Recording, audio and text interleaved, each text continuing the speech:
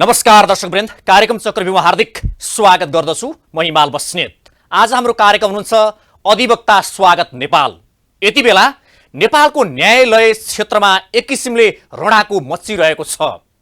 प्रधान न्यायाधीशको विषयमा यति बेला देशमा विभिन्न किसिमका बहसहरू भइरहेका छन् र प्रधान न्यायाधीशको राजीनामा माग भइरहेको छ र विशेष गरी नेपाल बार एसोसिएसन र वकिलहरूले प्रधान न्यायाधीशले राजीनामा दिनुपर्छ भनेर नेपाल बार एसोसिएसनले सर्वोच्च अदालत परिसरभित्रै आन्दोलन गरिरहेका छन् र भनिरहेका छन्, नारा लगाइरहेका छन्, भ्रष्ट प्रधान न्यायाधीश राजीनामा दे।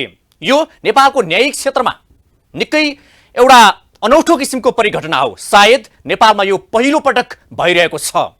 यो ल्याउने काम कसले गरिरहेका छन्? नेपालका राजनैतिक दलहरू यति बेला मौन छन् कि नेपालका राजनैतिक दलहरू यो विषयमा मौन बस्न मिल्छ? न्यायालयभित्र आगो सल्काएर रमिते बनिरहेको भनेर आरोप लागिरहेको छ सरकार र राजनीतिक दलहरूलाई। अब यो विषयमा नेपालका राजनीतिक दलहरूले कस्तो निर्णय लिन्छन्? प्रधान न्यायाधीशले राजीनामा दिने छाँटकाँट गरिरहनु भएको छैन। न त नेपालका राजनीतिक दलहरूले महाअभियोग प्रस्ताव दर्ता गर्न सक्छन्, दर्ता त के आवाजसम्म उठाउन सकिरहेका छैनन्। यस्तो अवस्थामा अब यो देशको न्यायिक क्षेत्र कसरी अघि बढ्छ? के नेपालका नागरिकहरूले यस्तै दुर्दशा देख्नको लागि यो व्यवस्था ल्याएको हो? आज हामी विशेष गरी नेपालको न्यायिक क्षेत्रमा केन्द्रित भएर कुराकानी गर्छौँ। आउनुहोस् कार्यक्रममा तिमीलाई हार्दिक स्वागत गरौँ। स्वागत छ कार्यक्रममा। धेरै धन्यवाद यहाँ र यहाँको सम्पूर्ण टिमलाई। आराम हुनुहुन्छ हजुर? ठिक छु। अब नेपालको न्यायिक क्षेत्र भनौँ या सर्वोच्च अदालतलाई चाहिँ मानिसहरूले प्रश्न गरिरहेका छन्, यो सर्वोच्च अदालत हो कि यो चाहिँ ठमेल हो? यो जात्रा के को प्रश्न छ जनताको? एकदमै यो प्रश्न जनताको तर्फबाट, कार्यकर्ता नभएका जनताको तर्फबाट र ती जनता जो पार्टीको कार्यकर्ता नभइकन अहिले पार्टीका कार्यकर्ताहरू न्यायाधीशको लाइनमा जो गएका छन् र तिनै कार्यकर्ताहरू नै वकिलको भेषमा बिचौलियाको रूपमा छन्, तिनीहरूका समर्थक नभइकन चाहिँ जनताले यो टिप्पणी गरेका छन्। वास्तविक जनताले, अघि मैले भने कि उनीहरूको कार्यकर्ता नै, तिनको बेस, तिनको चर भन्छ संस्कृतमा, फाउन्डेसन नभइकन हेरिरहने जनताले चाहिँ यहाँले गर्नुभएको टिप्पणी गरेका छन्। अर्को के टिप्पणी गरिरहेका छन् भने यो चाहिँ न्यायालय, विशेष गरी सर्वोच्च अदालत भनौँ, अहिलेको सवालमा चाहिँ न्यायालय चाहिँ न्यायाधीशहरूले चलाइरहेका छन् कि नेताले चलाइरहेका छन् भन्ने प्रश्न पनि छ, टिप्पणी पनि छ। जुरिस्प्रुडेन्समा भनेको विधि शास्त्रमा एउटा शब्द छ, juristocracy, dictatocracy, that is also called the kritocracy. यो न्यायाधीश तन्त्र, अदालत तन्त्र जहिले पनि संसदीय व्यवस्थाको विकृततम रूपमा देखिन्छ। अहिले हामीले यति बेला अदालतलाई देखेको मात्रै यो रूपमा हो। यो पहिल्यैदेखि थियो कि पार्टीहरूले, दलहरूले, अझ दलका भ्रातृ सङ्गठनहरूले भनेको दलभित्रको कानुन व्यवसाय हेर्ने भ्रातृ सङ्गठनहरूले न्यायालय चलाइरहेका थिए। यति बेला देखियो, द्याट्स अल। तर यसमा तपाईँलाई पनि प्रश्न गर्न मिल्यो, गजबले मिल्यो। तपाईँ पनि एउटा यही क्षेत्रमा रहेको हुनाले, काम गरेको हुनाले, जब न्यायालयमा समस्या आउँछ त्यति बेला मात्रै तपाईँहरू बोल्ने हो कि हिजो तपाईँले भने जस्तै हिजोदेखि समस्या थियो, तपाईँहरू चाहिँ किन नबोलेको? So interesting question that you raise कि अहिले हामीले राम्रोसँग जनताहरूलाई बुझाउन सकेका छौँ। 2077 साल साउन 12 गते हाम्रो संसद सचिवालयमा र सभामुखको कार्यालयमा दर्ता नम्बर 1, अहिले पनि गएर हेर्नुभयो हुन्छ भोलि यहाँको टेलिभिजनबाट, त्यो मितिको 1 नम्बर दर्तामा के छ? त्यो छ, स्वतन्त्र राष्ट्रिय कानुन व्यवसाय अभियानले सबै न्यायाधीशहरूको सम्पत्ति छानबिन गर्न, पारदर्शी रूपमा प्रस्तुत गर्न र खास गरिकन अहिलेको प्रधान न्यायाधीश चोलेन शमशेर जबराज्यूलाई महाभियोग लगाउनका लागि हामीले प्रस्ताव दर्ता गराएका छौँ।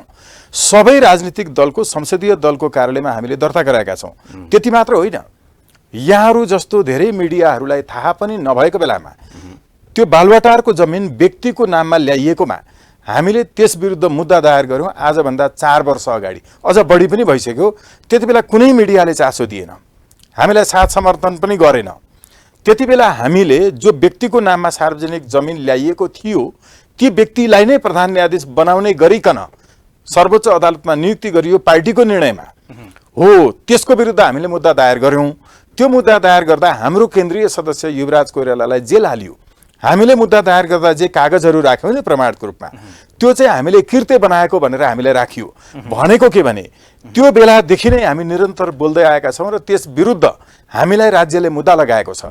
अहिले यहाँ बिचौलिया वरिष्ठ नामका भ्रष्ट वकिलहरू, बार नामको तस्करहरूको प्रतिनिधित्व गर्ने जसले बिचौलियाको काम गर्छ भनेर सर्वोच्च अदालतकै न्यायाधीश चाहिँ हरिकृष्ण कार्कीज्यूको प्रतिवेदनमा भनियो। बार बेन्च समन्वय समिति नामको सेटिङ कमिटी जो कुनै कानुनमा संविधानमा नियमावलीमा छैन, यस्तो सेटिङ कमिटी नै बनाएर सेटिङ गरेर पैसा लिनेहरूको समूहका मान्छेहरू न्यायाधीशको रूपमा धमाधम आउँदा विरोध गर्ने केवल यो देशमा हामी मात्र थियौँ। यतापट्टि मैले प्रश्न के गरेँ भने जसरी सर्वोच्च अदालत भित्रै परिसरभित्रै वकिलहरू बीचै जसरी शब्दावली प्रयोग भयो, एकले अर्कालाई तथानाम गाली गर्ने, मुक्का हानाहान हुने यो अवस्था देखियो, यो चाहिँ कालो कोट लगाएपछि जे पनि गर्न मिल्छ भन्ने हो? बिचराहरू तिनीहरू वकिल होइनन्। जसले झगडा गरे नि त्यहाँभित्र हानाहान गरे नि, जसले प्रधान न्यायाधीशलाई भित्र आउन दिन्न भनेर बाटो छेके नि, यिनीहरू वकिल होइनन्। यिनीहरूको पेसा वकिल होइन। बताउँछु, उनीहरू त कालो कोट लगाएर व्यवसाय गरेर आएका व्यक्तिहरू कसरी वकिलहरू होइन भन्दै हुनुहुन्छ? यसो हुन्छ नि, उनीहरूले आफै भनेका छन् हाम्रो पेसा तस्करी हो। उनीहरूले आफै बोलेका छन्। प्रमाण दिँदैछु, हाम्रो पेसा त सेटिङ गर्ने हो, हामी त सेटिङवाला हौँ, हामी वकिल होइनौँ, हामी सेटिङ मिलाउने भनेका छन्। म अझै प्रमाणित गर्छु है त। हामी वकिल होइनौँ, हामी सेटिङबाट चल्ने, सेटिङबाट म मुद्दा छिन्नुपर्छ। कहाँ बहस गर्ने हो र, कहाँ इजलास बस्ने हो र? इजलास बस्नु हुँदैन भनिरहेका छन्। बहस नगरिकन सेटिङबाट पो गर्नुपर्छ त भनिरहेका छन्। त्यसैले इजलास बस्न रोकिरहेका छन् न्यायाधीशहरू। कहाँ त्यसो भए यो मुक्का हानाहान, मैले प्रश्न के गरेँ भने यो मुक्का हानाहान, यो तथानाम गाली बेइज्जती र त्यो सुन्नै नसक्ने शब्दहरू चाहिँ प्रयोग के को लागि त? एउटा वकिल नामको बिचौलिया चाहिँ अरू न्यायाधीशहरूको प्रतिनिधिको रूपमा त्यहाँ छ। अर्को वकिल नामकै वरिष्ठ नामकै बार नामकै सेटिङ कमिटीको बिचौलिया वकिलको नाममा त्यहाँ छ र विभिन्न न्यायाधीशहरूका ती बिचौलिया वकिलहरू भागभण्डा नमिलेकोले आपसमा झगडा गरिरहेका छन्। अब यिनीहरू कानुन बमोजिम जानुपर्छ भन्दैन। जस्तो कि तपाईँले भने जस्तो संविधान बचाउनको लागि, सर्वोच्चको न्याय प्रणाली बचाउनको लागि होइन कि त्यो भागभण्डा नमिलेकाले एकअर्कामा चाहिँ तथनाम गाली गरेको उनीहरूले? अझ यसको पनि प्रमाण दिन्छु। अहिले भन्नुभएको हो, यही नै हो। यो के हो भने माननीय न्यायाधीश हरिकृष्ण कार्कीज्यूको प्रतिवेदनले एक नम्बरको बिचौलिया बार हो र बारको नेतृत्व हो भनेको छ। त्यो प्रतिवेदनले न्यायाधीशहरू पनि भनेको छ। त्यो प्रतिवेदनले वरिष्ठ अधिवक्ताहरू नै बिचौलिया हो भनेको छ, हाम्रो पुस्ताको होइन। एक। दोस्रो कुरा, आज तपाईँ हेर्नुहोस्, यो पूर्व पनि तपाईँको अघिल्ला प्रतिवेदनहरूमा 17 जनाको त नामै झल्किनै गरिकन किटेर भनिएको छ। के माननीय न्यायाधीश हरिकृष्ण कार्कीज्यूको त्यो प्रतिवेदन गलत हो? जुन प्रतिवेदनलाई लागू गर्ने हो भने यी सबै न्यायाधीश र यी वरिष्ठ नामका बिचौलियाहरू, यी बार नामका सेटिङ कमिटीका सदस्यहरूलाई सजाय हुने भयो। त्यो सजाय हुने भएको हुनाले त्यसबाट बच्नका लागि षड्यन्त्रपूर्वक राजीनामा देऊ भनिरहेका छन्। भनेपछि अर्को प्रश्न पनि जन्मियो क्या यहाँ तपाईँले भने पछाडि बारले जसरी सर्वोच्च परिसरभित्र जुन आन्दोलन गरिरहेको छ, यो चाहिँ बारले पनि जुन न्याय प्रणाली जोगाउनको लागि र न्यायिक क्षेत्रको सुधार गर्नको लागि होइन कि त्यही सेटिङको लागि हो? यो पनि सार्वजनिक जमिन व्यक्तिको नाममा ल्याउने नै प्रधान न्यायाधीश हुनुपर्छ भन्ने पनि आन्दोलन हुन्छ। त्यो बारको न्यायपालिका शुद्धिकरणका लागि हो। पार्टीबाट सोझै न्यायाधीश बनाउन ल्याउनुपर्छ। पार्टीको तर्फबाट चुनाव हारेर राजनीति गर्न नसकेर अनि बारको नाममा सेटिङ कमिटीमा बसेर बिचौलिया, आधिकारिक बिचौलिया बनेर, प्रतिवेदनले भनेपछि आधिकारिक बिचौलिया बनेर बहस पैरवी गरेर होइन सेटिङबाट मुद्दा मिलाएर खानुपर्छ भनेर यही निरन्तरता दिनुपर्छ भन्ने कुरा, यसको पनि आन्दोलन, यस्तो पनि आन्दोलन हुन्छ। यो माग हुन्छ आन्दोलनको।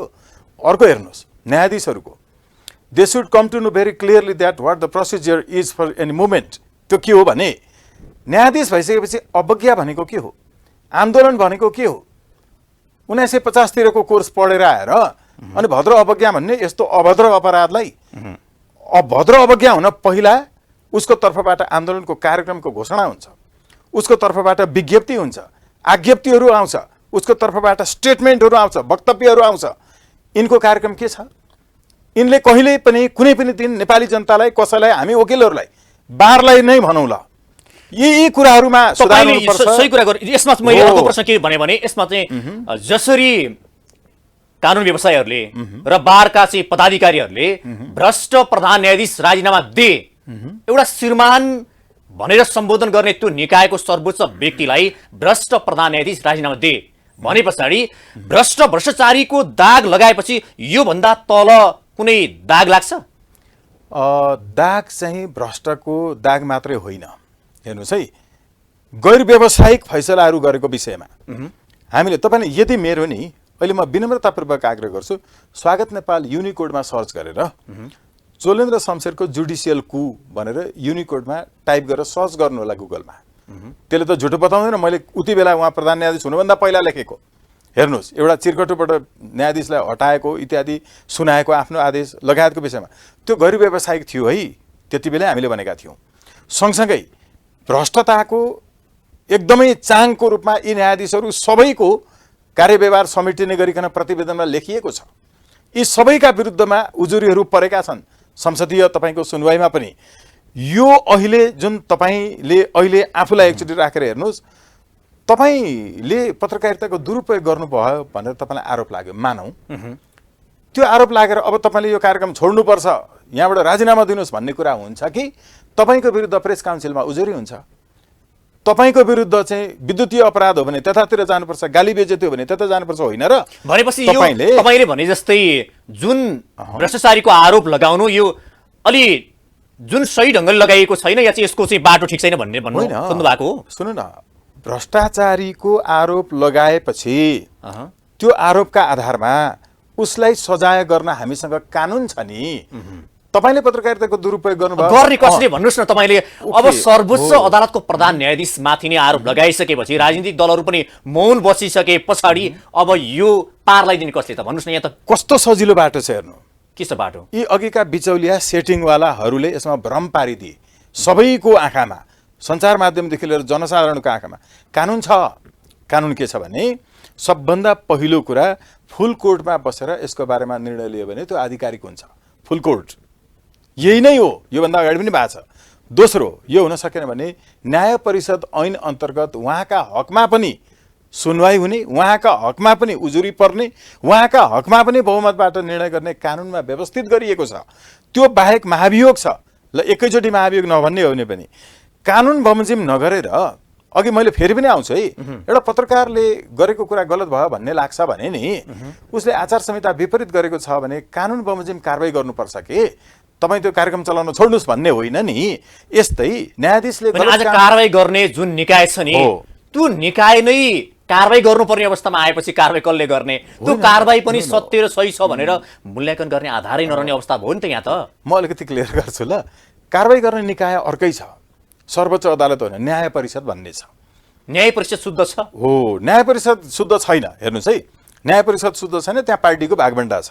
अनि त्यसले गरेको कारबाही, त्यसले गरेको फैसला मान्य हुने र वैधानिक हुने र त्यो निष्पक्ष हुने आधार छ नि त। यसो छ, मैले अहिले भनिरहेको चाहिँ कारबाही गर्नका लागि उहाँलाई प्रक्रिया सुरु भयो भने, उहाँ विरुद्ध उजुरी त्यहाँ दायर भयो भने कानुनमै के छ भने उहाँले प्रधान न्यायाधीश पदमा बसिरहन्छु भनेर कुर्सीमा बसे पनि कानुनले उहाँलाई प्रधान न्यायाधीश मान्दैन।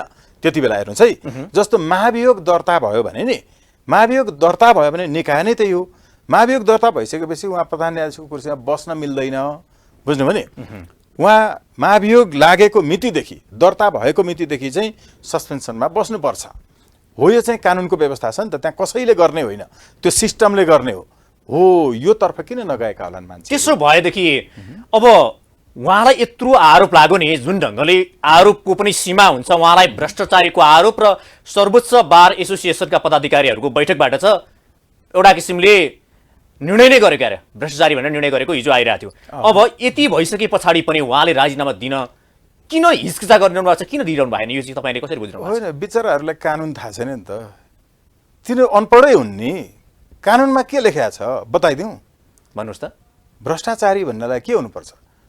हाम्रो चाहिँ भ्रष्टाचार निवारण ऐन पनि अख्तियार दुरुपयोग अनुसन्धान आयोग ऐनको दफा 2 को खण्ड खले के भन्छ भने भ्रष्टाचार हुनका लागि उसले ठ्याक्कै वस्तुगत रूपमा फलानु व्यक्तिसँग कम्तीमा मुलाहिजा गरेको योबाट यसमा के हुनु पर्यो भने फलानु व्यक्तिबाट फलानु मितिमा यति रकम लिएको खाएको भन्ने कुरो भनेको छ। त्यो भनेको चाहिँ निराधार आरोप लगाइरहेका छन् भन्न खोज्नु भएको हो। एकछिन है, म फेरि आउँदैछु। आधार सहित आउनु पर्यो। यसै आधारमा त्यही प्रतिवेदनका आधारमा प्रधान न्यायाधीशबाट चाहिँ भ्रष्टाचार भएको छ भन्ने कुराहरू उहाँहरूले भन्नुभयो। त्यही प्रतिवेदनमा त्यो जसले भन्नुभयो नि यी वरिष्ठ नामकाहरू बिचौलिया कमिटी नै हो नि त्यो। हेर्नुहोस् है, सेटिङ कमिटी, त्यसलाई म प्रमाणित गर्छु है। हो त्यो सेटिङ कमिटीका मान्छेहरूले कुन कुन ठाउँमा को व्यक्तिबाट कति भ्रष्टाचार गर्यो भन्ने कुरो चाहिँ देखाउन सकेका छैनन्। उनीहरू पनि भ्रष्टाचारी हुन् भनेर चाहिँ त्यही प्रतिवेदनले भनेको छ कि उनीहरू चाहिँ बिचौलिया हुन् भने भ्रष्टाचार गर्नेहरूले नै भ्रष्टाचारको आरोप लगाइरहेका छन् भन्न खोज्नु भएको। भ्रष्ट बिचौलियाहरूले, सेटिङकर्ताहरूले। अब हेर्नु, त्यो बेन्च बार सेटिङ कमिटी जुन छ नि हो, त्यो कमिटी चाहिँ नेपालको कानुनमा कहीँ पनि छैन, संविधानमा पनि छैन। जस्तो तपाईँले अघि भन्नुभयो जस्तो आधार चाहिँ छैन, तर उहाँहरूले जुन भ्रष्टाचारीको आरोप लगाउनु भएको छ नि, यो चाहिँ तपाईँको दृष्टिकोणमा चाहिँ न्यायाधीश भनौँ न, प्रधान न्यायाधीश भ्रष्टाचारी हो कि होइन? प्रधान न्यायाधीश मात्रै होइन, हामीले आचार भ्रष्ट छ नि, कसैबाट पैसा मात्रै थपक्क लिएको कुरा आचार भ्रष्ट हुँदैन। नैतिक भ्रष्ट, आचार भ्रष्ट हुनु भ्रष्टाचार हुनु हो, होइन? त्यसमा हामीले रञ्जन कोइरालाको सवालमा उहाँको व्यावसायिक आचार विरुद्धको प्रयोग गर्नुभयो भनेका छौँ। त्यसमा उहाँले डिफेन्स गर्नुभएको छ, अरूले गरेका छन्। कस्तो अवस्थामा न्यायाधीशले आफ्नो चित्तले देख्न पाउँछ र पाउँदैन भन्ने हुन्छ। तत्कालीन मुलुकी ऐन 2020 को अदालती बन्दोबस्त दण्ड सजायको 188 नम्बरले उहाँले जे प्रयोग गर्नुभयो त्यो प्रयोग गर्न नदिने आधार प्रयोग गर्नुभयो। म अलिकति बढी थीमेटिक, बढी सैद्धान्तिक भइरहेको छु, जो साधारण मान्छेले नबुझ्न सक्छन् मैले अहिले भनिरहेको यो दफा सफाका कुराहरू। हेर्नुहोस् है, उहाँले आचार चाहिँ त्यो चित्तको प्रयोग गलत ढङ्गले गर्नुभयो भन्नेमा हामी ढुक्कै छौँ, होइन? हो, यसका लागि सजाय गर्नुपर्ने कि तपाईँले भने यस्तै भ्रष्टाचारको आचार मात्रै उहाँको चाहिँ खराब भएको हो कि उहाँले जुन किसिमले भनौँ न पैसाको लेनदेन गरेर मुद्दा फैसला गरेको भन्ने आरोप लाग्छ नि, यो पनि तपाईँले यसलाई कसरी हेर्नु भएको छ? यो चाहिँ हो कि होइन? हो, यहाँ हेर्नु है त, म के भन्दैछु भने पैसाको लेनदेन गरेर गर्नुभयो, भ्रष्टाचार गर्नुभयो भने त्यो मान्छेलाई अब तपाईँको खाने पालो पुग्यो, घरमा बस्नुहोस्, अब हाम्रो खाने पालो आयो, हामीलाई खान दिनुहोस्, तपाईँलाई पनि कारबाहीबाट जोगाउँछौँ, राजीनामा नदिनुहोस्, ढुक्क घरमा बस्नुहोस् भन्ने पनि आन्दोलन हुन्छ। यस्तो पनि माग हुन्छ। यो के हो भने अब तपाईँको खाने पालो पुग्यो, अब पालो हाम्रो आयो, अब हाम्रा पार्टीका न्यायाधीशले खान पाउनुपर्छ, अब हामीले खाने हो, हामीले खान छोडिदिनुहोस्।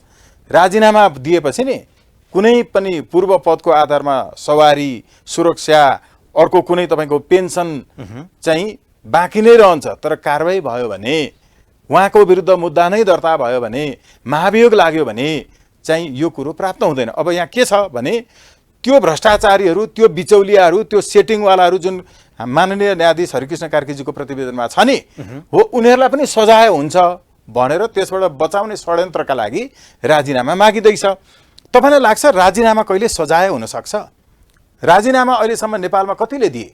तिनीहरूले गरेको भ्रष्टाचारको रकम राज्य कोषमा फिर्ता भयो? हामी चाहन्छौँ कि नेपालमा यस्तो इतिहास सुरु होस्, श्रृङ्खला जहाँ न्यायाधीशले पनि गलत गरेको छ, भ्रष्टाचार भनिरहेको छ भने सजायको क्रम सुरु होस्। तर सजाय नदिलाउने, राजीनामा दिएर घरमा बस्न लगाउने, भ्रष्टाचारीहरू मिलेर पालो पालो खाने, यस्तो पनि आन्दोलन हुन्छ, यस्तो कानुन हुन्छ। यिनले कानुन पढेका हुन्, यिनलाई थाहा छ राजीनामा राजनीति हो, राजीनामा सजाय होइन। यो भनेको तपाईँले भनेअनुसार चाहिँ उहाँले जति गर्नुपर्ने हो, जति लिनुपर्ने हो, जति भ्रष्टाचार गर्नुपर्ने हो गरिसक्नुभयो र त्यो पछाडि हाम्रो पालो हो, तपाईँ अब चाहिँ यहाँबाट हट्नुहोस्, हामी आउँछौँ भन्नको लागि उहाँले जुन सिट खाली नगरेको हुनाले यो आन्दोलन, यो भ्रष्टाचारको आरोप लागिरहेको छ। बारको नेताहरूले भनेको सुन्नु भएन? ठुला मुद्दा चाहिँ मलाई भाग दिने, मैले भाग दिने न्यायाधीशलाई नदिएर आफ्ना आफ्ना न्यायाधीशलाई मात्रै पेशी तोक्दाखेरि दिएकोले पो हामीलाई चित्त दुखेको छ। पेशी तोक्दा एकैतर्फ मात्रै गर्ने, हामीले सेटिङ गरेको मुद्दामा चाहिँ नगर्ने भनेर त आफै भन्नुभयो त उहाँहरूले, होइन र? जगजाहेर छ त सबैलाई। के हुन्छ भने नि पाकेटमारहरूको एउटा पाकेट मारेपछि त्यो भागमा चाहिँ कसै एउटा बलियोले चाहिँ धेरै लिन्छ, थोरै प्राप्त गर्नेले झगडा गर्न थाल्छ, उनीहरूको मुक्का मारी पनि हुन्छ। तर यिनीहरू कहिल्यै पनि कानुन बमोजिम मुद्दा दर्ता गर्न पुलिसकोमा जाँदैनन्, आफू चाहिँ झगडा गर्छन्। हो यस्तै यिनीहरू अहिले यो मुद्दा भ्रष्टाचार लगायत के को मुद्दा दर्ता कानुन बमोजिम गर्न जाँदैनन्, तर बीचबीचमा आफै मिलाउन राजीनामा मात्रै माग्छन्। भनेपछि अहिले प्याकेटमा राजीनामाको कुरा गरौँ न। राजीनामाको कुरा गर्दाखेरि पनि चोलेन्द्र शमशेरले राजीनामा दिँदैमा केही फरक पर्दैन, अर्को चोलेन्द्र ल्याउने बाटो मात्रै हो। देखि उहाँहरूले भनेकै के हो भने अब भ्रष्टाचार गर्ने पालो हाम्रो, अब खाने पालो हाम्रो, अब हामी पनि तपाईँ जस्तै कारबाही नपर्नका लागि तपाईँले पनि कारबाही भोग्ने होइन है, राजीनामा तपाईँ दिनुहोस्, हामी पनि पछि राजीनामा दिन्छौँ, घर बस्छौँ। यही चलाउन खोज्या होइन नेपालमा। साधारणभन्दा साधारण नागरिकले बुझ्दैनन्। अनि अर्को कुरा एउटा विचार गर्नुहोस् त, यी न्यायाधीश नामका अभद्र, जसले भद्र अवज्ञा भनेर भद्र शब्दको दुरुपयोग गरेका छन्, यिनीहरूले हाम्रो कुरा के हो भनेर एकचोटि पनि विज्ञप्ति निकाल्न नपर्ने, यिनीहरूले आफ्नो चेतावनी दिन नपर्ने, यिनीहरूले आफ्नो कुरो जानकारीमा ल्याउन नपर्ने, वकिलहरूका लागि, जनताका लागि यत्तिकै जनताको तलब, तपाईँको कर तिरेको रकमबाट उठेको तलबबाट डकार्दै ढाड तताएर त्यहाँ बसेर दिन बिताएर फर्केर अनि कजलिस्टको कैफियतमा हेर्न नभ्याउने भनेर हिँड्ने। न्यायाधीशभित्र मनमा हरि हुनुपर्छ, धर्म हुनुपर्छ। अर्काको करबाट उठेको रकम यत्तिकै खानु हुँदैन, त्यसको उपता गर्नुपर्छ। मर्निङ वाकमा जाँदा न्यायाधीशहरूलाई त्यत्तिकै गोली हानेर मारिएको होइन, कतिपय केसमा त्यत्तिकै वकिलहरू मारिएका होइनन्। संसारमा अहिले सबभन्दा बढी मारिने रेटमा वकिल, न्यायाधीश र पत्रकारहरू छन्। पेसाको दुरुपयोग, उप्रतिको विश्वास जे गरेको थियो नि, त्यो विश्वासको दुरुपयोग गरेपछि जनताले कारबाही गर्छ। एक सेकेन्ड पनि, एक दिन पनि ती न्यायाधीशको हातमा बिना कुनै कारण हतकडी लगाएर जेलमा राखौँ त। अहिले गैर न्यायिक हिरासतमा बसेका कति मान्छेहरूको बन्दी प्रत्यक्षीकरणको मुद्दाहरू नहेरिकन बस्ने यस्ता अपराधीहरू मलाई भन्न कुनै डर छैन, किनकि I don't have to pay more attention on their prestige, reputation, किनभने इट्स सो कल्ड। तपाईँप्रति पनि फेरि इगो साँचेर तपाईँलाई पनि एक किसिमको तरबारमाथि राखेर हिँडाउनु नि त फेरि। हो, यो चाहिँ हुनसक्छ, भएको पनि छ, पटक पटक तपाईँमाथि भएको पनि छ। यत्तिकै हामीलाई पटक पटक लगेर चाहिँ भित्र थुनिएको छैन। किन हामीलाई भित्र थुने? हाम्रो त केन्द्रीय सदस्य युवराज कोइरालाज्यूलाई त यिनीहरूलाई प्रधान न्यायाधीश हुन आउन दिनु हुँदैन। व्यक्तिको तपाईँहरू यार एकचोटि भन्नुहोस् त, तपाईँको सञ्चार माध्यमले उठायो बालवटारको जमिन, मैले व्यक्तिगत रूपमा भनेको नि, कृपया सबै सञ्चार माध्यमलाई भन्दैछु, कस्तो अनदेखा गरेर बस्यो भने नि, तपाईँहरूले त कम्तीमा हामी जस्तो यो आवाज उठाउनेलाई बोलाउनुहुन्छ र बोल्न दिनुभएको छ होइन। तर तिनीहरूबाट पैसा खाएर ती सञ्चार माध्यमले पनि नि त्यस्तो मान्छे देखि अहिले मैले यो घडी कसैको चोरेको रहेछु भने नि, मैले चोरेको पत्ता लागेपछि फिर्ता दिन्छु नि त भनेर उम्किन पाउँछु। कारबाही हुन्छ नि त होइन, पक्राउ परे पनि फिर्ता दिन्छु भने पनि सार्वजनिक जमिन व्यक्तिको नाममा ल्याइसकेको छ। उनीहरू नै प्रधान न्यायाधीश हुन गएको छ। नेपालको सञ्चार माध्यम चुँ बोल्दैन। हामीले बोल्दा हामीलाई जेल हालियो यार, मुद्दा हालियो। युवराज कोइरालाजी लगायत हामी अहिले पनि हामी तारिकमा छौँ त, थाहा छ नि, 5वटा मुद्दा त मेरो टाउकामा छ। तपाईँले यो कसका लागि खुली आम बोले बापत तपाईँलाई पनि धम्की आउँछ? धेरै छ, प्रशस्त। ज्यान मार्ने धम्की नि आउँछ? ज्यानै मार्छु भनेर त मलाई भन्न सक्दैनन् होइन। अब म पनि समयको चाहिँ करातेको खेलाडी पनि हो होइन। 5 कक्षादेखि बिएल पढ्दाखेरिसम्म खेलेको तेक्वोन्दोको खेलाडी पनि हो। 1-2जना मान्छेलाई त म पनि सक्छु होला। हातमा रिभल्भर भयो भने जो पनि हिरो हुन्छ होइन र? त्यति सजिलै हिम्मत त नगरिहाल्लान्। सीधा तपाईसँग भिड्न आयो भने को तपाईँको त्यो विकल्प होला? तपाईँलाई षड्यन्त्र गरियो भने त्यही भन्दैछु, षड्यन्त्रपूर्वक चाहिँ सबै ढङ्गले। त्यसैले तँलाई व्यक्तिगत रूपमै उ गरिहाल्छु भने त भन्दैनन् होइन। दूतावासदेखिको अडियो भिजुअलै सार्वजनिक भयो। त्योभन्दा अगाडि स्क्रिनसट राखिदिएको थिएँ, यति बजेर यति मिनट जाँदा यो नम्बरबाट मलाई यसरी फोन आएर धम्की आयो भनेरै राखिदिएँ। खोइ त सरकारको जासुसी संयन्त्र छ, प्रहरी छ, कसैले केही सोध्दैन भनेर। तर पनि मैले अब तपाईँले यो विषयमा कुरा गर्नु, म अलिकति एउटा प्रश्न तपाईँलाई अलिक मोडेर गरेँ। नेपालका राजनीतिक दलहरू नि यति बेला न्यायालयभित्र आगो सल्किरहेको छ, दनदनी चाहिँ एउटा चाहिँ त्यो मोडमा पुगिरहेको छ, चरम सीमामा छ। यस्तो बेलामा नेपालका राजनीतिक दलहरू किन चुँ बोल्दैनन्? यो कुरा मलाई अचम्म लाग्छ। धेरै सञ्चार माध्यमहरूमा बाहिरबाट पनि यो प्रश्न आइरहेछ, तर यति धेरै सोच्नै पर्दैन यो बारेमा। किन भन्नु न? किन? यति सजिलो छ। राजनीतिक दलका प्रतिनिधिहरू नै न्यायाधीशको रूपमा त्यहाँभित्र छन् के? राजनीतिक दलकै प्रतिनिधिले त्यहाँ छलफल गरिरहेछन्।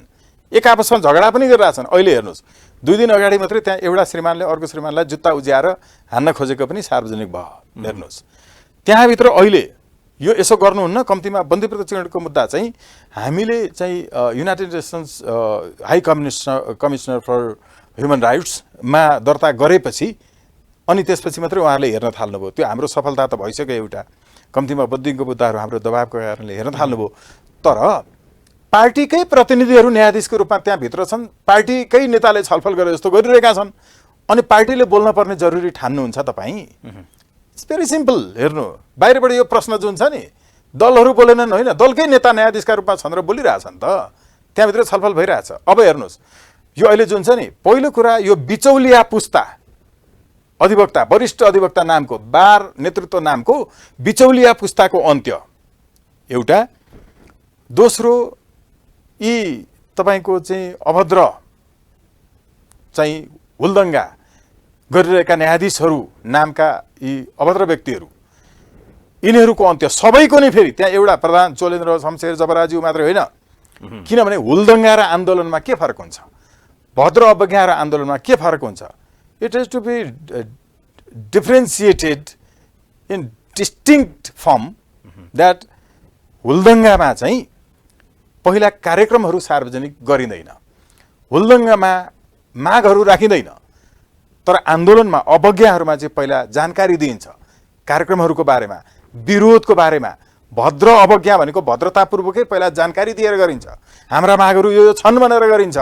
त्यसकारण यिनीहरू राम्रो पढेका छैनन् कि यिनीहरूको पढाइ पुगेन। भद्र अवज्ञा भनेको कस्तो हुनुपर्छ भन्ने कुरो रीतपूर्वक भएन भने यिनीहरूले निवेदन दर्ता गरेर त्यो निवेदनलाई सुनवाई पनि गर्दैनन्। यिनको भद्र अवज्ञा जस्तो त्यस्तो पवित्र शब्दको चाहिँ रीतपूर्वक आउनु पर्दैन कार्यक्रम। यस्तो आन्दोलन हुन्छ, यो हुलदङ्गा हो, यिनीहरू हुल्लडबाजहरू हुन्। भनेपछि जसरी तपाईँले एउटा कुरा गर्नुभयो नि, दलहरू मौन किन, नेताहरू मौन किन, सरकार किन मौन भनेर प्रश्न गर्नु भनेको चाहिँ नबुझ्नेहरूले गर्ने रहेछ। नबुझ्ने हो, त्यो नबुझेको। कहाँ दलले नबोलेको छ र? दलकै नेता छन् त न्यायाधीश। देख्नु भएन पार्टीमा चुनाव उठेको पार्टीको भ्रातृ सङ्गठनको नेता भएको, भ्रातृ सङ्गठनको पनि उम्मेदवार हुनलाई पहिला पार्टीबाट टिकट पाएर भएको अनि सांसद भइसकेको मान्छेहरू न्यायाधीश छन् त। पार्टीका नेता तपाईँ न्यायाधीशका रूपमा राख्नु भएको छ होइन र? कङ्ग्रेसका मान्छे को त ठ्याक्कै छ त, महाजी व्यसन गराउने नेताहरू। पार्टीको निर्वाचन आयोगमा बसेका मान्छेहरू त्यहाँ अहिले छन् अनि पार्टीका नेतै त्यहाँ न्यायाधीशको रूपमा रहेछन्। अब भ्रम झरेर अनि जसरी दलहरू बोलेनन्, दलकै नेता विशेष गरी अहिले हामी न्यायालयको साथ गिराउनको लागि लडिरहेका छौँ भनेर विभिन्न भाषणीय अन्तर्वार्ता भनिरहनुहुन्छ त, किन यो न्यायालयको साख बचाउनको लागि दलहरू बचाउनको लागि इज्जत बचाउने भन्ने चाहिँ त्यो पाकिटमारहरूको इज्जत चाहिँ सत्य नबोल्दाखेरि रहन्छ त्यो सङ्गठनभित्र त्यसका सदस्यको, होइन र? एउटा अब तपाईँको दैत्यको परिवारभित्र अर्को चाहिँ भक्त प्रह्लाद जन्मियो भने त्यसले चाहिँ परिवारको इज्जत सकेको हुन्छ, बुझ्नु भएन? त्यो भएको हुनाले उनीहरूको अर्थमा साख बचाउने भनेको पार्टीको पकड बचाउने भनेको। हेर्नु पार्टीको हिस्सा त्यहाँ कायम राख्ने भनेको उहाँहरूले जुन किसिमको हिस्सा ओगटिरहनु भएको छ त्यसलाई हामी कायम राख्छौँ भनेको त्यति मात्रै हो। त्यो मात्रै, यो जग जाहेर छ के, त्यति धेरै विश्लेषणै गर्न जरुरी छैन। यतापट्टि अर्को कुरा नि, जस्तो त्यहाँभित्र कुनै स्वच्छ छवि भएका इमान्दार र नैतिक रूपमा नगिरिएका साँच्चै न्यायालयलाई सुधार गर्नको लागि लागेका न्यायाधीशहरू चाहिँ त्यहाँ छन् कि छैनन्? हुन त एउटा मान्छेको शरीरमा यति राम्रो मुख पनि छ, राम्रो कुराहरू खाने र यो जाने मलद्वार पनि छ एउटै मान्छेभित्र। हाम्रो घरमा टोयलेट पनि छ र राम्रो खाना पाक्ने किचन पनि छ। त्यस्तै एउटै व्यक्तिका राम्रा र नराम्रा कुराहरू पनि हुन्छन्। न्यायालयले पनि यत्रो संसद बचाइदियो, दुई पटक राम्रो कुरा थियो। न्यायालयका नै केही न्यायाधीशहरू हुन् जसले विदेशीहरूको पक्षपोषण गर्न करहरू छुट दिएका थिए, पछि फेरि छुट नहुने फैसलाहरू पनि भएका छन्। राम्रा नराम्रा हुन्छन् एउटै व्यक्तिको, तर हुन्छ के भने अन्ततः उसले के काम गर्छ। हेर्नुहोस् है, अन्ततः जनताको मुद्दा नहेरिकन जनताको करबाट उठेको रकमबाट तलब भत्ता खाएर जनतालाई बेकसुर यत्रो दशैंमा परिवारसँग भेट्न नदिएर, तिहारमा भेट्न नदिएर, छठमा भेट्न नदिएर हतकडी लगाएर जुन राखियो नि, यसको मूल्य यिनीहरूले कहिल्यै चुकाउन सक्दैन। यिनीहरूको मर्ने बेलामा त्यति सजिलै सास जाँदैन, यिनीहरू अपराधीहरू हुन्। किनकि यो बन्दी प्रत्यक्षीकरणको मुद्दा संसारभरि एउटा वैश्विक अपराधको रूपमा लिइन्छ, मानवता विरुद्धको अपराधको रूपमा लिइन्छ। मान्छेलाई अकारण थुन्नु भनेको, बन्दी बनाउनु भनेको, यसलाई एकदम हाइली प्रायोरिटाइज गरेर हेरिन्छ संसारको सबै देशमा। दसैँ तिहारमा चाहिँ यसकै लागि अदालत खोलेको नाटक गरेर यसपछि मान्छेलाई भित्र जबरजस्ती त्यतिकै थुनिएकोमा, अपहरणमा परेकोमा मुद्दा नहेरिकन बस्ने उनलाई केही हुँदैन नि त। अब बाहिर धुलो छ कि, हावा छ कि, हुरी छ कि, हिलो छ कि, कादो छ कि, केही मतलब छैन। वातानुकूलित गाडीमा बसेका छन्, रात दिन सुरक्षाकर्मी लिएर हिँडेका छन्। यति हुँदा पनि अलिकति त सोचिदिनु नि जनताको बारेमा, होइन र? अरू आन्दोलन गर न तिमी, हामीले गऱ्यौँ त आन्दोलन। जनताको बारेमा सोच्ने र अन्यायमा परेको जनताको बारेमा भनौँ, या चाहिँ जसले चाहिँ निष्पक्ष फैसला गर्नको लागि त्यहाँभित्र कुनै पनि न्यायाधीशहरू छैनन् आज?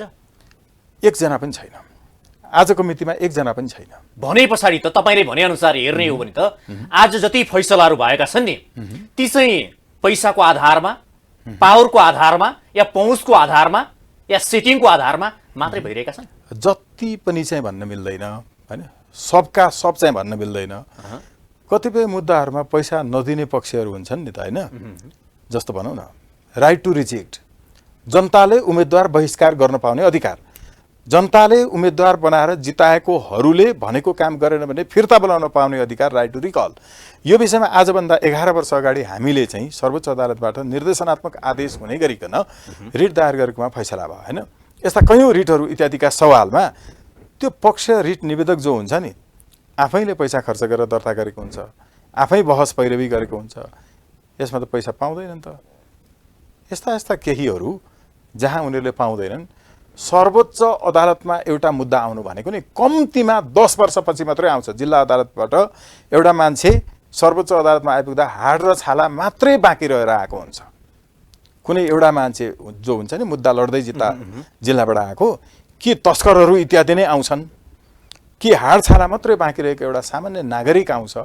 त्यो नागरिकको पनि हाडभित्रको पनि मासी चुसेर खाने, चुस्दै चुस्दै चुस्दै चुस्दै तल्लो लेभलदेखि माथि सर्वोच्चमा आउँदछन्, हाड छाला मात्रै बाँकी रहन्छ। यी वकिल नामका वरिष्ठहरूले चुस्ता चुस्ता, बार नामका सेटिङवालाहरूले चुस्ता चुस्ता आज यो पनि भन्न सकियो तपाईले भने अनुसार चुसेर खाउने त्यही न्यायाधीशलाई। आज तपाईले भने अनुसार चाहिँ जसरी यो न्यायाधीशहरू भ्रष्ट भए भनेर भ्रष्टाचारको आरोप लाग्छ, या चाहिँ हरिकृष्ण कार्कीको एउटा प्रतिवेदनले फैसला गरे अनुसार जुन भित्र वकिलहरूको सेटिङका कारण, वकिलहरूको कारण पनि आज न्यायालय बदनाम भइरहेको छ, न्यायालयभित्र चाहिँ न्यायको किनबेच भइरहेको छ भन्न मिल्यो।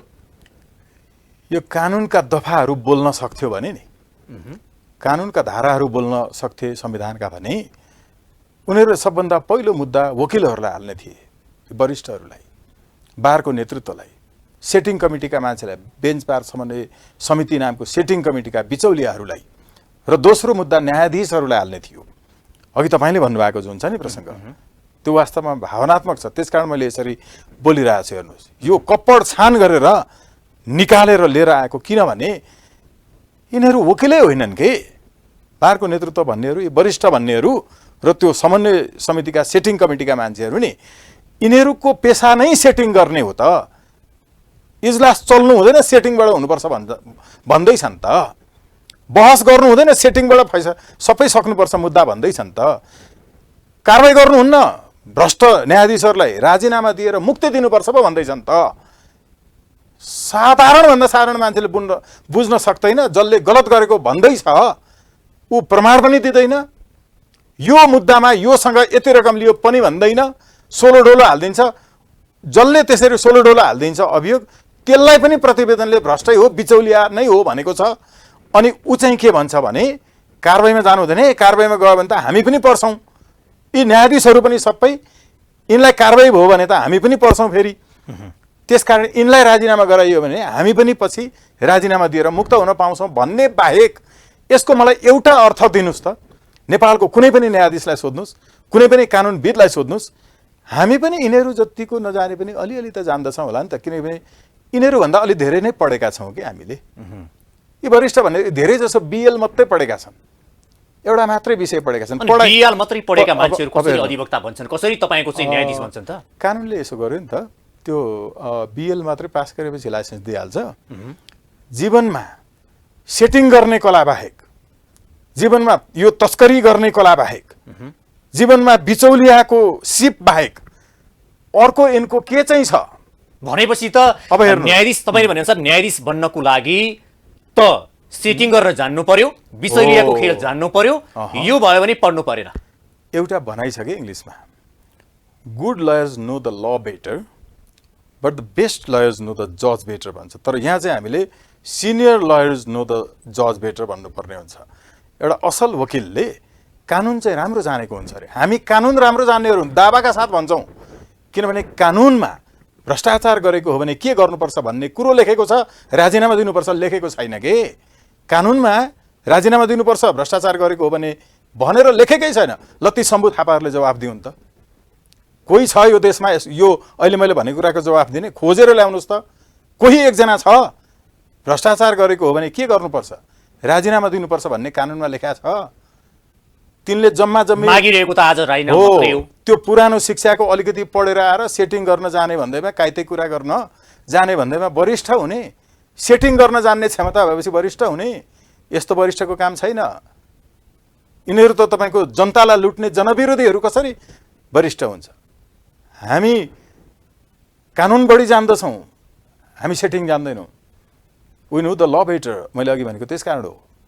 We don't know that all of those natures of the justices पनि भन्नमा लाग्दैन।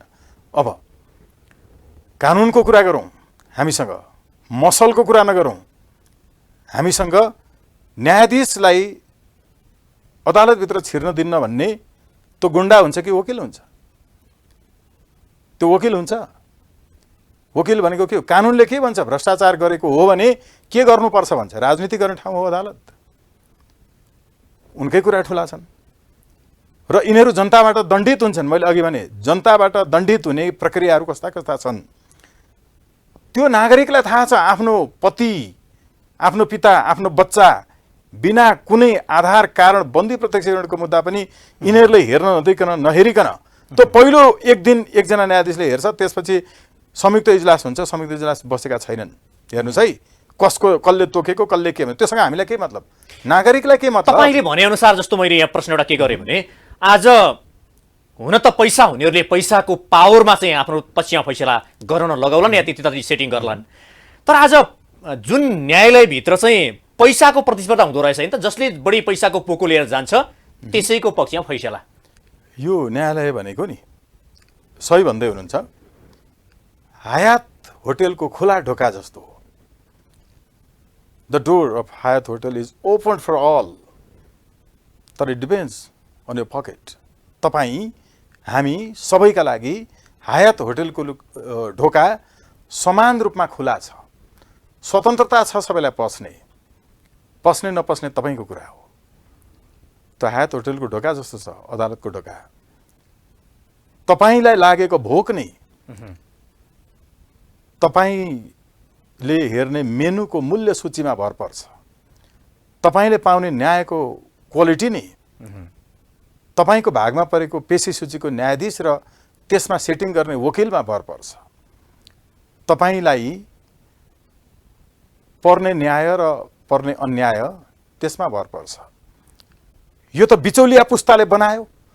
बिचौलिया पुस्ताको न्यायाधीश र वकिलले जसले बढी पैसा ल्यायो, जसको मान्छे छन् उसैको पकडमा फैसला हुने भइहाल्यो। किन पढ्नु पर्यो, किन अध्ययन गर्नु पर्यो? यी कुरा त सब बकवास न भयो। अब हेर्नु है त, यस्ताले पढेको भन्दा चाहिँ नि, यस्ताहरूले पढेको भन्दा चाहिँ हाम्रो हजुरबुवाको हजुरबुवाहरू संसारमा सबभन्दा पहिलोचोटि एक कक्षा पास गर्ने मान्छेको इक्जामको कपी चेक गर्नेले कति पढेको थियो होला? एक पनि पढेको थिएन। किनभने द एक्जामिनेसन वाज, होइन, it was held for the first time. त्योभन्दा अगाडि एक कक्षाको पनि इक्जाम भएको थिएन। पहिलो पटक एसएलसी पास गर्ने मान्छेको कपी कसले चेक गर्यो? एसएलसी पास नगर्नेले गर्यो। पहिलो पिएचडीको गाइड नन पिएचडी थियो। अहिले पनि हाम्रो सेन्ट्रल युनिभर्सिटीमा तपाईँ मास कम्युनिकेसनको विद्यार्थी, सेन्ट्रल युनिभर्सिटीमा मास कम्युनिकेसनको पिएचडी गराउने पी खरेलज्यू, उहाँ पिएचडी गराउनुहुन्छ। उहाँ पिएचडी गरेको त होइन नि त। त्यसकारण common sense without education is better than education without common sense. Common sense भनेको एजुकेसनभन्दा माथिको कुरा हो। कमन सेन्स राख। न्यायाधीश नामका भद्र अवज्ञालाई दुरुपयोग गरेर अभद्र हुलदुङ्गा गर्नेहरू, कमन सेन्स राख। वरिष्ठ नामका बिचौलियाहरू, कमन सेन्स राख। बार नेतृत्व नामको सेटिङ कमिटीका सदस्यहरू, common sense it comes first. हामीले जनताका लागि न्याय, अघि भन्नुभएको सही हो, नपढ्दा पनि हुन्छ न्याय भन्ने कुरो। मानव न्यायशास्त्र नपढेकैले लेखेको हो, ल पढेकोले लेखेको होइन। अहिले पनि महेन्द्र संस्कृत विश्वविद्यालय, हाम्रो नेपाल संस्कृत विश्वविद्यालयमा मानव न्यायशास्त्र तपाईँको 90 काव्यमा होइन पिएचडी मान्छेले गरिरहेछन् त। त्यो भएको हुनाले पहिला कमन सेन्स हो। अब यतापट्टि अलिकति जसरी न्यायालयभित्र यति बेला आएर पो छलफल भयो, यति बेला आएर एक किसिमले बाहिर यो विषयहरू छरपस्ट भए, तर न्यायालयभित्र विशेष गरी कहिलेदेखि यस्ता सेटिङ, पैसा, पावर, राजनीति कहिलेबाट घुस्यो? सबैभन्दा बढी पञ्चायतमा पनि हुन्थ्यो है। पञ्चायतमा भ्रष्टाचार गर्दा घुस नगदमा भन्दा घिउ ल्याएर दिने, गाईको बाछी पठाइदिने, गाउँबाट आउँदाखेरि धान चामलहरू होइन नुनियाहरू ल्याइदिने, यो प्रकारको भ्रष्टाचार थियो। 8 सालमा प्रधान न्यायालय स्थापना भएपछि 13 सालतिर आएपछि सर्वोच्च अदालत बनेपछि त्यति बेलाको भ्रष्टाचारको बेग्लै थियो। त्यो समयमा नि फेरि के थियो भने तपाईको चाहिँ छोरी र छोराहरूको जनसङ्ख्याको हिसाबले होइन छोरीको सङ्ख्या कम थियो, छोरीहरू विवाह गर्न नपाउने समय पनि थियो। अनि असल घरानाको, राम्रो घरानाको छोरीहरू नै होइन विवाहको सम्बन्ध मुद्दाको कारणले एकतर्फ ढल्काएर पारेर अनि पारिवारिक सम्बन्ध जोडिने पनि थियो। आचार भ्रष्ट अघि भनेको त्यसकारण हो। नगदमा मात्रै भ्रष्टाचार हुँदैन। भ्रष्टाचार भनेको आचार भ्रष्ट हुनु हो। यो घिउहरू इत्यादि गर्दै गर्दै सबैभन्दा बढी चाहिँ तपाईँको 46 सालपछि जसरी तपाईँले भन्नुभयो नि पञ्चायतमा हुने, तपाईँले भनेअनुसार घिउ या चाहिँ धान गहुँ या त्यति बेलादेखि सुरु भएको, त्यति बेलाको 30 वर्षको हेर्दा र अहिलेको 30-32 वर्षको हेर्दा के फरक छ यसमा चाहिँ? यसमा मैले अघि बताउँदै थिएँ नि, यो मैले फेरि यतिकै मेरो चाहिँ तपाईँको एउटा मनगणन्त हिसाबले भनेको होइन। मैले धेरै हाम्रो पनि सङ्गठनको होइन स्वतन्त्र राष्ट्रिय कानुन व्यवस्था अभियानको उन्नत लोकतन्त्र पार्टी भन्ने छ, त्यसको चाहिँ कानुनको चाहिँ विभागहरू छ, त्यसमा पूर्व न्यायाधीशहरू हुनुहुन्छ। उहाँहरूसँग धेरै बसेर म अलिकति वृद्धहरूसँग बसेर वृद्धहरूसँग बसेर कुरा गर्न मन पनि पराउँछु। त्यो अघिल्लो पुस्ताका न्यायाधीशहरूसँग मैले गर्दाखेरिको कुराकानीका आधारमा यसको बारेमा एउटा बुक पनि आउँदैछ मेरो बेग्लै। उहाँहरूले बताउनु भएअनुसार यो खालको चाहिँ देखिएको छ ट्रेन्ड। तर हामीले अहिले चाहिँ कस्तो छ भने न्यायाधीशहरू, वकिलहरूको समेत छोराछोरीहरू विदेशमा बस्ने अनि भ्रष्टाचारको रकम चाहिँ त्यो छोराछोरी मार्फत विदेशबाट नेपालमा छोराछोरीले पठाएको भनेर आफ्नो खातामा राख्ने हो। यो ट्रेन्ड पनि राम्रोसँग अहिले चलेको छ। मसँग त कम्तीमा 20 वर्षको त पत्रकारिताको पनि अनुभव छ नि। मैले कोर्ट रिपोर्टिङ गरेको छु नि, मैले संसदीय रिपोर्टिङ गरेको छु नि, मैले फरेन अफेयर्सको रिपोर्टिङ गरेको छु नि। जापानको प्रधानमन्त्री योसिरो मोरी नेपाल आउँदाखेरि एकमात्र अन्तर्वार्ता लिने पत्रकार मै थिएँ कि होइन। संयुक्त राष्ट्रसङ्घको महासचिव बान की मुन आउँदाखेरिदेखि होइन तपाईँको चाहिँ हाम्रो उसको चाहिँ पियरे साने आउँदाखेरिदेखि लिएर राष्ट्रिय अन्तर्राष्ट्रिय केही पत्रकारिता गर्दाखेरिको त्यो गहन ढङ्गले मैले जे अध्ययन गरेको थिएँ त्यसको आधारमा, कानुनको विद्यार्थी भएको आधारमा, कोर्टको रिपोर्टिङ गरेको आधारमा नजिकबाट सबै नेताहरूलाई, संविधान सभाको दुवै पटकको सबैलाई, सभामुख लगायतलाई कम्तीमा 3 पटक मैले यसरी नै बसेर कुरा गरेको छु लाइभ। नेपालको 77वटै जिल्लामा 3 चोटि पुगेको छु। त्यति बेलाको 75वटा जिल्लाहरू, हर एक नेतालाई गाउँघरमै गएर भेटेको छु। यसले राम्रोसँग थाहा छ न्यायाधीशको हैसियत के थियो, नेताहरूको हैसियत के थियो। हामीले यति वर्ष पत्रकारिता गर्दै कानुन व्यवसाय पनि गर्दै आउँदाखेरि हामीले कसरी गर्दै आएका छौँ होइन। पहिलो कुरो लोभ मान्छेले कतिको गर्छ यो कुरा नै महत्त्वपूर्ण हो। मर्ने बेलामा के लोभ लागेको मान्छेलाई, हुन त कहिले मर्छ, हामी पनि भोलि मर्न सक्छौँ, थाहा हुँदैन। हामीले लोभ गर्नुपर्छ भनेको होइन। त्यसो भए अब यहाँ अलिकति हामीले जुन किसिमको परिदृश्यहरू जसरी घटिरहेका छन् घटनाहरू, यसको बारेमा कुराकानी त गऱ्यौँ। अब समाधानको नि केही तपाईँसँग भएका केही त्यस्ता विचारहरू पनि हुन सक्छन्। अब समाधानको नि कुराकानी गरौँ न। अब समाधान अहिलेको चाहिँ तत्कालको समाधान भनेको चाहिँ जुन किसिमको दृश्यहरू परिदृश्यहरू आइरहेका छन्, यसको तत्कालको समाधान के त? ओके, समाधानलाई म दुई पाटाबाट बताउने अनुमति चाहन्छु कृपया। एउटा के हो भने पहिलो चाहिँ हामीले तत्कालकै मात्रै समाधान खोज्ने हो भने फुलकोटको बैठक बस्ने, तत्कालै फुलकोटको बैठकमा बस्दिन भन्नु चाहिँ फेरि अभद्रता हुन्छ। बस्न पर्छ। फुलकोट बसेर निर्णय गर्दा पनि त्यसले एउटा बाटो दिन्छ। त्यहाँ न संसदको हस्तक्षेप चाहिन्छ, न दलको चाहिन्छ, कसैको चाहिँदैन। एउटा। दोस्रो कुरा, न्याय परिषद ऐन अन्तर्गत यसको समाधान खोज्ने त्यहाँभित्र पनि छ। अरूहरूले पनि न्याय परिषदको बैठक बोलाउन सक्छन् र बहुमतबाट निर्णय गर्न सक्ने व्यवस्था छ। कारबाही सबैलाई, सबैको सम्पत्ति सार्वजनिक मात्रै होइन, स्रोत खुलाउनुपर्छ। न्यायाधीशहरूको सम्पत्ति छोराछोरी विदेशमा थिए, त्यहाँबाट पठाएको पैसा हो भन्न पाइँदैन। यस्तो हुने गरेको छ, मैले अघि भने। दोस्रो बताएँ न्याय परिषद ऐन अन्तर्गत, पहिलो फुलकोट, त्यसपछि महाभियोगतर्फ। अब यो बाहेक भ्रष्टाचारै गरेको प्रमाण भएकोमा चाहिँ न्यायाधीश होस् कि जोसुकै होस्, पत्रकार होस् कि वकिल होस्, त्यो भ्रष्टाचारको विरुद्धमा विशेष अदालतमा मुद्दा लाग्छ। विशेष अदालतमा मुद्दा दायर गर्ने, दर्ता गर्ने, अभियोग तयार गर्ने प्रष्ट छ त बाटो। यो बाहेक राजीनामा भन्नु चाहिँ नेपाली जनतालाई फेरि झुक्याएर जनताको रकम भ्रष्टाचार गरिसकेको खुरुखुरु खाएर पचाउने, घरमा आनन्दसँग सुत्ने, अब नयाँले पनि त्यही गर्ने भन्ने मात्रै, उनीहरूका लागि मात्रै षड्यन्त्रपूर्वक यो गरिएको हो। हाम्रो माननीय न्यायाधीश हरिकृष्ण कार्कीज्यूलाई सलाम गर्नुपर्छ कि उहाँले प्रतिवेदन ल्याउनु भयो। यो कार्यान्वयन नगर्ने षड्यन्त्र हो, कार्यान्वयन गर्नुपर्छ। सम्भावना कुरा गरौँ न। सम्भावनाको कुरा गर्दाखेरि पनि उहाँले सम्मानजनक बहिर्गमनको कुरा गरिरहनु भएको छ प्रधान न्यायाधीशले। No, not at all. अब उहाँबाट राजीनामा आउने कुरा हामी परिकल्पना नगरौँ, तपाईँले भनेका सम्भावना नि। It has not yet been disclosed and disseminated through media that अहिले उहाँले भने जस्तो यो सम्मानजनक बहिर्गमन उहाँले कहिल्यै भनेको छैन। Through the media, through the भनिरहेको छ सम्मानजनक बहिर्गमन, मैले चाहेको सम्मानजनक बहिर्गमन भनेर भनिरहनु भएको छ भन्ने कुरा बाहिर आएको छ त? बाहिर त धेरै कुरा आयो त। मैले भनेको न्यायाधीशले आन्दोलन गरिरहेको छ, उहाँले बोलिरहनु भएको छ नि कुरा? छैन, अहिलेसम्म आधिकारिक रूपमा आएको छैन। हेर्नुहोस् है, कसरी हामी मानौँ? न्यायाधीशहरूले आन्दोलन गरिरहेका छन्, भद्र अवज्ञा गरिरहेका छन्, कसरी मानौँ? उनीहरूको विज्ञप्ति आयो, उनीहरूको वक्तव्य आयो, उनीहरूको कुनै डकुमेन्ट आयो, उनीहरूले पत्रकार सम्मेलन गरेर भने, जान्छन् खुरुखुरु 10 बजे 5 बजे फर्किन्छन्, मुद्दा हेर्न भ्याइन भन्नेको कुरा कैफियतमा देखिन्छ। अनि यो कुरा जानकारीमा लिने। अब अर्को हेर्नुहोस्, बहिर्गमन भन्ने शब्द, त्यो आउटगोइङ प्रोसेस जुन छ नि, त्यस्तो शब्दै त्यहाँ छैन के। एउटा। अर्को कुरा, बहिर्गमन भनेको सम्मानजनक चाहिँ पद पुरा भएर अवधि सकिएर, कानुन बमोजिम उहाँले पदमा रहन पाउने अवधि सकिएर बाहिर निस्किनु सम्मानजनक बहिर्गमन होइन।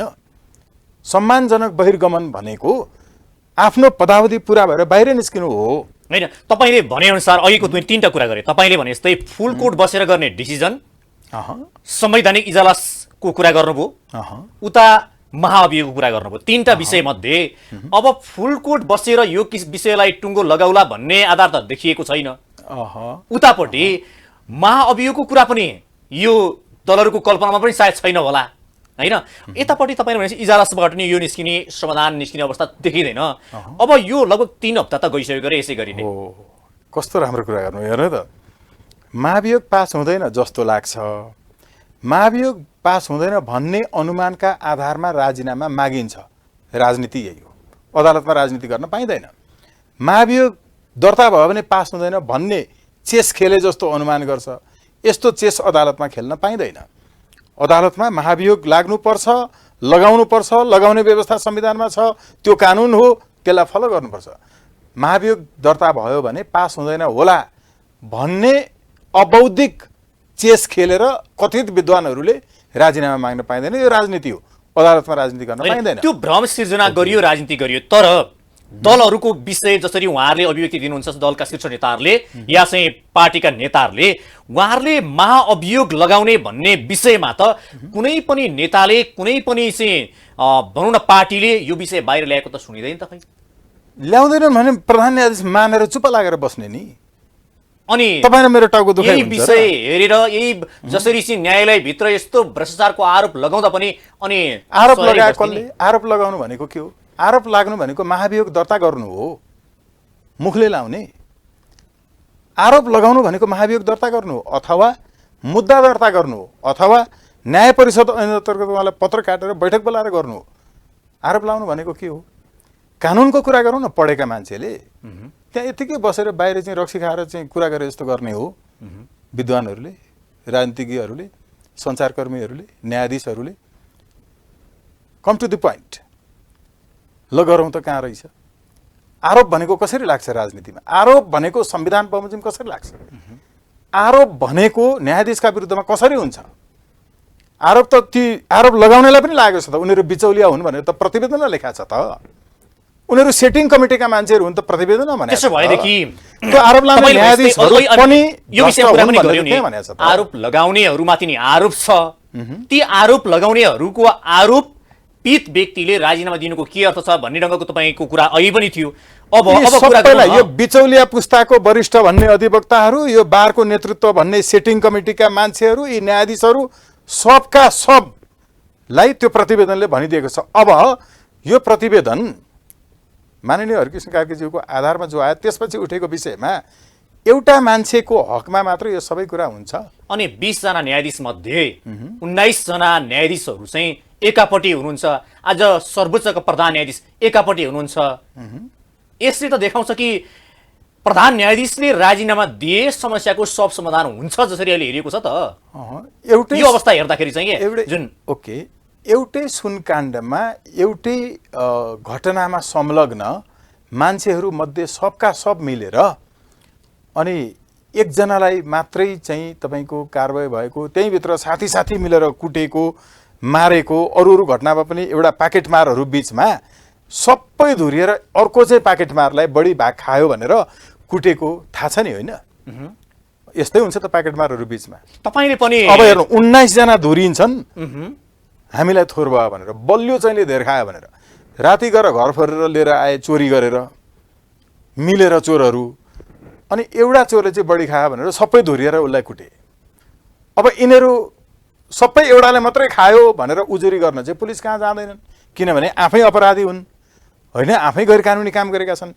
यसैले यिनीहरू कानुनमाथि लिएर जाँदैनन् है। भनेपछि यसैले तपाईँलाई यिनीहरू अलिकति यो अलि यसलाई क्लियर गर्न अन्तिममा छौँ। एउटा प्रश्न तपाईँलाई छुटाउनै नहुने यसलाई प्रश्न क्लियर गर्दैछु। गर्न दिनुपर्छ। यिनीहरू किन यो गर्दैछन्? अघि भन्नुभएको सबै 19 जना किन धुरिएको भने आफू पनि त्यही समूहका सदस्य हुन् नि त। त्यसकारणले। नत्र कानुनमा आउ न, होइन र? अर्को कारण के छ ल देखाउँ त।